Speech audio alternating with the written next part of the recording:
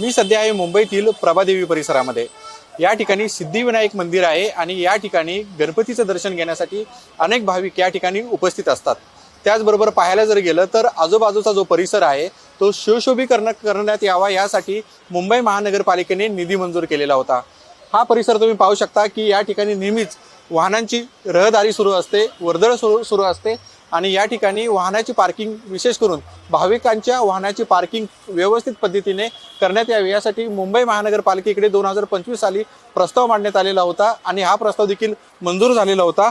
पाहायला जर गेलं तर 93 कोटी हा निधी देखील मुंबई महानगरपालिकेने सिद्धिविनायकाच्या परिसरासाठी सुशोभीकरणासाठी मंजूर केलेला होता।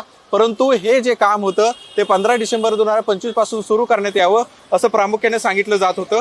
परंतु 4 महिने उलटून गेल्यानंतरही अद्याप या कामाला सुरुवात झालेली नाही। त्यामुळे अनेक प्रश्नचिन्ह निर्माण झालेले आहेत। या संदर्भात आपण माहिती घेण्याचा देखील प्रयत्न केला, परंतु अधिकृत माहिती जी आहे ती मंदिर प्रशासनाकडून मिळालेली नाही। त्याचबरोबर जर पाहायला जर गेलं तर देशभरातील नागरिकांचा आराध्य दैवत असलेलं सिद्धिविनायक मंदिर परिसराचं सुशोभीकरण कधी होणार हा देखील प्रश्न आहे आणि काम तातडीचं असल्यामुळे कामाची निविदा प्रक्रिया राबवून कंत्राटदाराची डिसेंबर महिन्यात देखील निवड करण्यात आलेली होती। परंतु दुसरा जर मुद्दा पाहायला गेला तर मुख्यमंत्री आणि उपमुख्यमंत्री यांची वेळ मिळत नसल्याचं देखील सांगितलं जात आहे। परंतु याच विषयावरती आपण मंदिर प्रशासनाशी बोलण्याचा प्रयत्न केला, परंतु त्यांनी बोलण्यास नकार दिलेला आहे। परंतु हे सुशोभीकरणाचं काम आता कधी पूर्ण होणार हा देखील भाविकांच्या मनात पडलेला प्रश्न आहे।